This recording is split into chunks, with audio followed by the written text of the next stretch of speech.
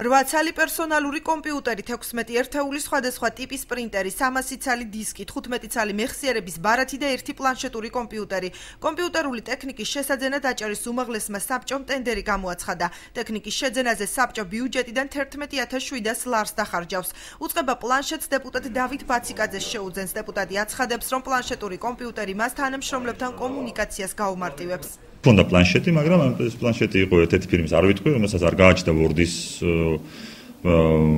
პროგრამა, აქედან გამომდინარე ვფიქრობ, რომ Word-ის პროგრამა აუცილებლად გვჭირდება, რომ ამ ელექტრონული ურთიერთობებით რომელიმე წაიკითხოს და ამიტომ მოვითხოვეთ, რომ ყოფილიყო პლანშეტური კომპიუტერი. უწყებაში ახალი ტექნიკის შეძენის აუცილებლობაზე საუბრობს დეპუტატი ალექსანდრე ჩიტიშვილი. მისი თქმით, კომპიუტერები მოძველდა და გამოსაცვლელია. იგი განმარტავს, რომ საჯარო მოხელეები ტენდერის შემდეგ ტექნიკას თავად აირჩევენ. კომისია არ დაუშვებდა თუ არ იყოს აუცილებლობა, ანუ გვაქვს ძველი ტექნიკა, რომელიც ჩამოიწერება და რომ კარგად იფუნქციონიროს უმაღლესმა საბჭომ, საჭირო არის ახალი ტექნიკის შეძენა და ამაში მე არღობას ვერ ვხედავ, ტენდერი გამოცხადდება და შევიძეთ ახალ ტექნიკას.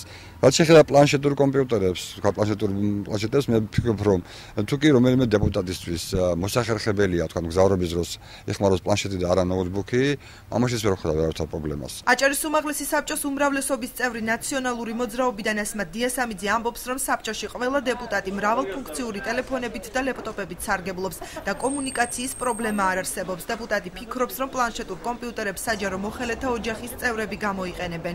შესაბამისად ეს ნოვაცია და სიახლე არ არის.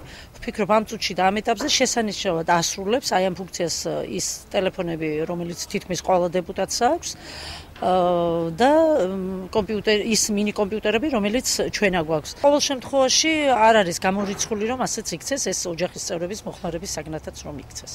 უახლოეს პერიოდში საბჭო პლანშეტურ კომპიუტერს ყველა დეპუტატს შეუძენს, რის შემდეგაც უწყება ელექტრონული კომუნიკაციის სისტემაზე გადავა. აღსანიშნავია, რომ აჭარის უმაღლესი საბჭოს დეპუტატების უმრავლესობას სამუშაო კაბინეტში პერსონალური კომპიუტერების პარალელურად ლეპტოპებიც აქვთ. შესყიდვის საჭიროებაზე უწყების სატენდერო კომისიის წარმომადგენლები სატელევიზიო კომენტარს არ აკეთებენ.